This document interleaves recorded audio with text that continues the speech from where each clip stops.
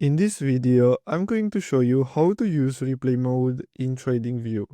So the first step is to launch any chart, and then after that click on replay at the top.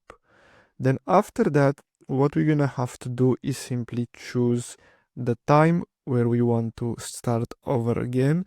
So let's say here. Now if I click here, as you can see, the chart is in replay mode. At the bottom we have this play, and here we have the speed, so replay speed. We can choose the update interval, so we can choose 1 minute. Now if I click on play, as you can see, the chart will start moving. So let me choose here, so let's go with 1 hour. So as you can see here, it will basically replay the price of the stock that we chose. So with this feature, you can test out different strategies. Now keep in mind that you need to have a paid plan in order to use this feature fully.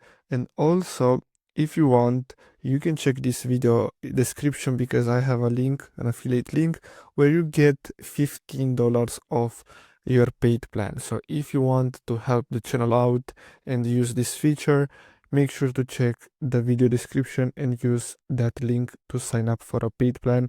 So basically that's all for today's video, guys. Thanks for watching.